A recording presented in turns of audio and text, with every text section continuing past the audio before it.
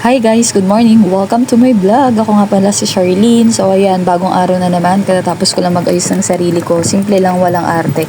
Minsan kasi mas masarap lumabas ng ganito lang. Yung presko ka lang, hindi minamadali tsaka ready kumain. Hehe. Ayan, magsasara na tayo ng gate. Mag-outing tayo ng konti today. Hindi naman malayo, kain lang talaga ang agenda natin. Alam nyo naman ako, kapag may nakita akong masarap at mura, share agad. Nagpaalam muna ako kay nanay, syempre kailangan yan. Sabi ko, kakain lang ako saglit sa labas, babalik din agad. Ingat daw, tsaka huwag kalimutan magdala ng pamasahe. Alam nyo na, nanay things. So ayan na, naglalakad na tayo pababa. Ang sarap ng hangin ngayon, hindi masyadong mainit. Habang naglalakad, iniisip ko na kung ano kaya yung o-orderin ko mamaya. Pag gutom ka na kasi parang lahat masarap no? Naghintay muna ako ng jeep. Medyo sandali lang naman yung hintay ko, sakto lang para magpahinga konti. Minsan masarap din yung ganitong moments, walang rush. Chill lang. Bumaba muna ako dito sa Jollibee, landmark kasi to, madaling tandaan. From here, lalakarin na lang natin papunta sa kainan. Sandali lang guys, nag-outfit check muna ako sa CR. Syempre, kailangan presentable kahit papaano. Simple lang suot ko today, komportable, pang lakad, pang kain. Importante kasi sa akin, pagkakain ka, hindi ka naiilang, tsaka relax ka lang.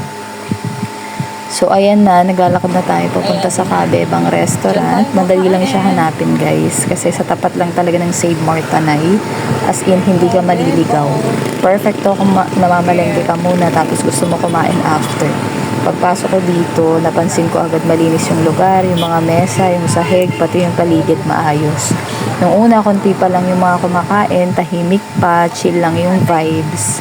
Umorder ako ng dinakdakan guys. Isa to sa mga favorite ko talaga. Tapos, unli sabaw sila dito ha. Sobrang plus points yon. Nag 1.5 rice ako kasi bakit hindi?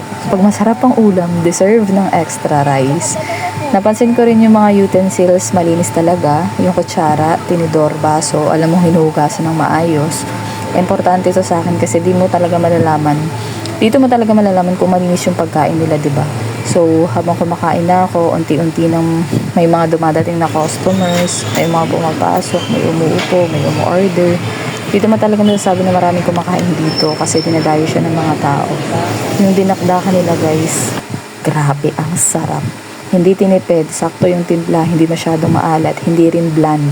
Yung sabaw bagay talaga sa kanin. Yung kanin, mainit, perfect combo.